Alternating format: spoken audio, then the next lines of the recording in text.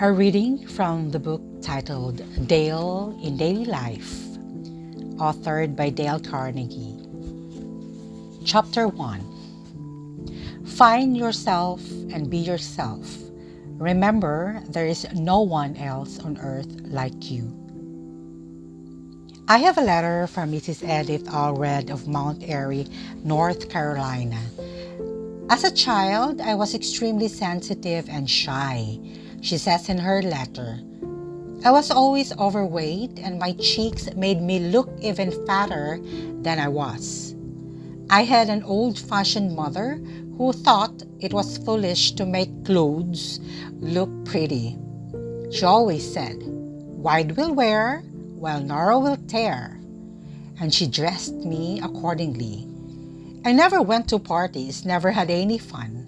And when I went to school, I never joined the other children in outside activities, not even athletics. I was morbidly shy. I felt I was different from everybody else and entirely undesirable. When I grew up, I married a man who was several years my senior, but I didn't change. My in-laws were poised and self-confident family, and they were everything I should have been but simply was not. I tried my best to be like them, but I couldn't. Every attempt they made to draw me out of myself only drove me further into my shell. I became nervous and irritable. I avoided all friends. I got so bad, I even dreaded the sound of a doorbell ringing. I was a failure. I knew it, and I was afraid my husband would find it out. So whenever we were in public, I tried to be gay and overacted my part.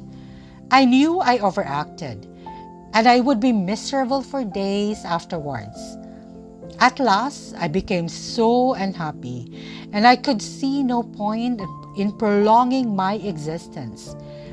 I began to think of suicide. What happened to change this unhappy woman's life? Just a chance remark. A chance remark, Mrs. Allred continued, transformed my whole life. My mother-in-law was talking one day of how she brought her children up, and she said, no matter what happened, I always insisted on their being themselves. On being themselves. That remark is what did it. In a flash, I realized I had brought all this misery on myself by trying to fit myself into a pattern to which I did not conform. I changed overnight. I started being myself. I tried to make a study of my own personality, tried to find out what I was. I studied my strong points. I learned all I could about colors and styles and dressed in a way that I felt was becoming to me. I reached out to make friends. I joined an organization, a small one at first, and was petrified with fright when they put me on a program. But each time I spoke, I gained a little courage. It took a long while, but today I have more happiness than I ever dreamed possible. In rearing my own children, I have always taught them the lesson I had to learn from such bitter experience. No matter what happens, always be yourself. This problem of being willing to be yourself is as old as history, says Dr. James Gordon Gilkey, and as universal as human life.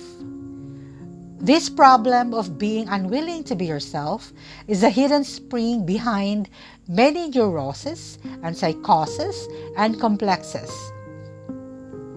Andrew Patry has written 13 books and thousands of syndicated newspaper articles on the subject of child training, and he says, nobody is so miserable as he who longs to be somebody and something other than the person he is in body and mind. Pursuit of selfhood. The renowned William James was speaking of men who had never found themselves when he declared that the average man develops only 10% of his latent mental abilities. You and I have such abilities. So let's not waste a second worrying because we are not like other people. You are something new in this world. Never before, since the beginning of time, has there ever been anybody exactly like you. And never again, throughout all the ages to come, will there ever be anybody exactly like you again. The new science of genetics informs us that you are what you are largely as a result of 24 chromosomes attributed or contributed by your father and 24 chromosomes contributed by your mother. These 48 chromosomes comprise everything that determines what you inherit. In each chromosome, there may be, says Amran Shinfield, anywhere from scores to hundreds of genes, with a single gene in some cases, able to change the whole life of an individual. Truly, we are fearfully and wonderfully made. Even after your mother and father met and mated, there was only one chance in 300,000 billion that a person who is specifically you would be born. In other words, if you had 300,000 billion brothers and sisters, they might have all been different from you. Is all this guesswork? No, it is scientific fact. If you would like to read more about it, go to public library and borrow a book entitled You and Hereditary by Amran Shinfield.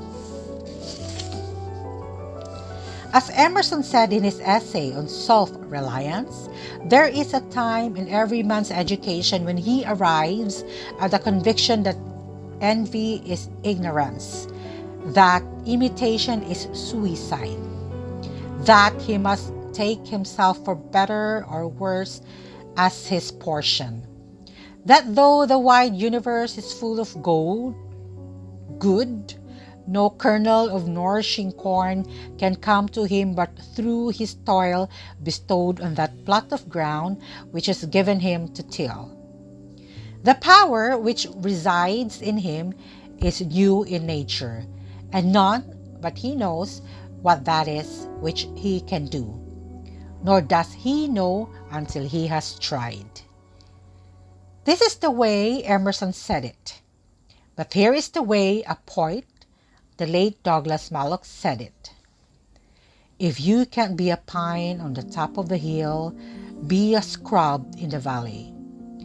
But he be best little scrub by the side of the rill. Be a bush if you can't be a tree. If you can't be a bush, be a bit of the grass, and some highway happier make. If you can't be a muskie, then just be a bass, but the liveliest bass in the lake. We can't be all captains. We've got to be crew. There's something for all of us here. There's big work to do and there's lesser to do. And the task we must do is near. If you can be a highway, then just be a trail. If you can't be the sun, be a star. It isn't by size that you win or you fail. Be the best of whatever you are. That's the end of chapter 1. Now, there are 3 points that we have to remember. First, no matter what happens, always be yourself. Be original and be authentic. Stop imitating others. Be the best version of yourself. And lastly, do not waste a second worrying because you are not like other people. You are something new in this world.